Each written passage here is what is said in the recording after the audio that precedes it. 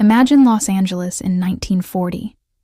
The golden age of Hollywood was in full swing, jazz music filled smoky clubs, and the world was on the brink of monumental change. But amidst the glamour and the looming shadows of war, a different kind of drama was unfolding on the streets of the City of Angels. This isn't a tale of movie stars or war heroes, but of a young man, barely out of his teens, who would etch his name into the annals of crime history as a lone bandit. His name was John Elgin Johnson, and his audacious bank heist would kick off a chain of events that led him to the infamous Alcatraz. Join us as we delve into the thrilling and ultimately tragic story of a 1940s bank robbery that captivated a nation. Remember to like, comment, share, and subscribe. Before he became the infamous bank robber, John Elgin Johnson was a troubled youth born in Lynn Grove, Iowa, in 1919. His early life was a turbulent path through the northwestern United States. By the tender age of 16, Johnson had already begun his descent into a life of crime, receiving his first conviction for larceny in Rapid City, South Dakota in 1935. Society offered him probation, a chance at redemption, but it was a chance he wouldn't take. Just 3 months later, he was arrested again in Santa Fe, New Mexico, for breaking and entering, earning him an 18-month to 2-year sentence. This pattern of petty crime and incarceration continued, with arrests in Salt Lake City and Los Angeles for car prowling and burglary. By August 1940, at just 21 years old, Johnson was released from his third prison term, a young man already deeply entrenched in the criminal underworld, seemingly destined for a collision course with fate. The date was September 17, 1940. The setting, the bustling Hollywood branch of the Citizens National Trust and Savings Bank in Los Angeles. It was just after noon when a seemingly ordinary young man walked in. He approached the first teller, but was politely redirected to the second. What began as a mundane transaction, exchanging small bills for larger ones, quickly escalated into a scene of terror. As the teller counted out 4 $20 bills, Johnson, with a chilling calm, pulled out a blue steel revolver. "Give me the rest," he demanded. The startled teller, facing the barrel of a gun, quickly handed over $610. With the cash in hand, the lone bandit turned and vanished into the Los Angeles crowd, leaving behind a shaken bank and a city unaware that a new criminal had just made his mark. The alarm was raised, and immediately, FBI agents and the Los Angeles Police Department launched a full-scale investigation.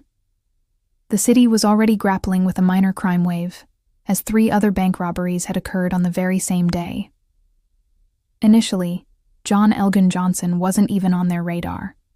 However, the wheels of justice, though sometimes slow, inevitably turn. On October 28, 1940, a crucial piece of information arrived from the Des Moines, Iowa, FBI office. John Elgin Johnson had been apprehended in Sioux City, Iowa, after robbing a department store. What caught the investigators' attention was a newspaper clipping found among his possessions, an article detailing the very Los Angeles bank robberies from September 17th. The similarities in his modus operandi and description were undeniable. Further digging revealed Johnson had made significant cash purchases shortly after the Los Angeles heist, including a new Mercury sedan, a car radio, and tires. His picture was circulated, and bank officials tentatively identified him as the lone bandit. The evidence mounted, and Johnson, confronted with the facts, confessed to the Los Angeles bank robberies, though he initially exaggerated his involvement, claiming all 4 robberies that day. He was swiftly returned to Los Angeles, indicted, and on December 23, 1940, sentenced to 2 concurrent 15-year terms. At just 21 years old, John Elgin Johnson began his 3rd prison term, this time at the United States Penitentiary, McNeil Island. But his rebellious spirit continued to clash with authority. After disciplinary issues, he was transferred to Leavenworth, where an attempted escape and assault on guards earned him an additional 4-year sentence and a recommendation for Alcatraz. On June 10, 1944, Johnson arrived at The Rock, America's most infamous prison, home to its toughest criminals. Here, amidst the unbending discipline, Johnson found a strange path. He became a regular attendant at church services, seeking baptism, and even expressing a desire to enter religious life. Yet, in his own words, he also learned to hate. The true impact of Alcatraz on Johnson's psyche remains a complex question. Was it a place of transformation or further hardening? His story, from a troubled youth to a lone bandit, and finally to the confines of Alcatraz, serves as a stark reminder of the choices made and the paths taken. John Elgin Johnson's story is a fascinating, albeit dark, footnote in the history of 1940s Los Angeles.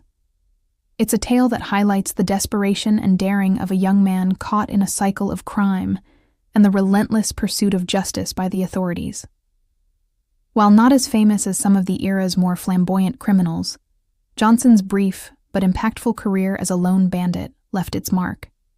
It reminds us that behind every headline, every crime, there's a human story, often complex and filled with unexpected turns. What do you think about John Elgin Johnson's journey from a troubled teen to an Alcatraz inmate? Let us know in the comments below. Don't forget to like this video and subscribe for more untold stories from history.